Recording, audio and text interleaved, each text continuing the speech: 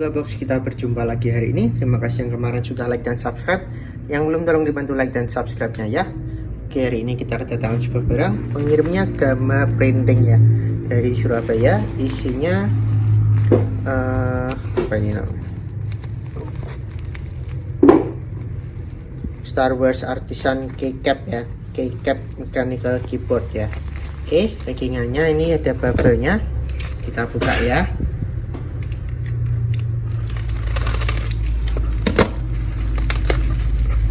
Dalamnya dikartusin lagi nih, bubble-nya juga cukup tebal.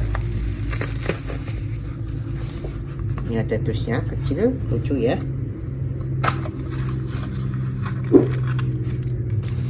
Oke, di plastik clip-in.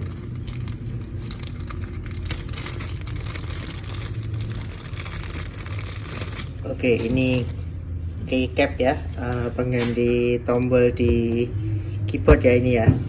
Ini tombol di keyboard. Ini saya dapat untuk keycap Star Wars ini harganya Rp40.000 ya. Ini kalian bisa pilih warnanya, ada bening, ada bening atau apa ya? Oh enggak. Oh ada juga bening, abu-abu, putih atau hitam. Saya pilih yang abu-abu.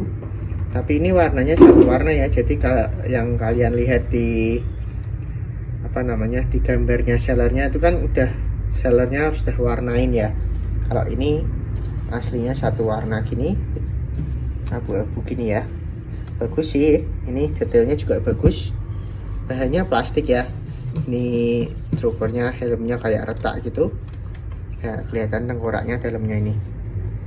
Keren ya. Bagus sekali. Nah, ini kelihatan yang sininya juga berlubang. Detailnya detail banget ya.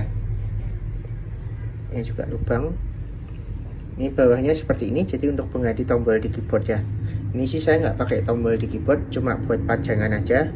Keren tapi ya, ini ya. Kalau kalian bisa mewarna, jadi warna, jadi lebih keren lagi. Ini sih saya nggak warna, cuma saya pakai gini aja. Bagus. Harganya cukup lumayan ya, 40.000 untuk barang yang agak kecil, cuma ini keren ya, detailnya sih dapat banget.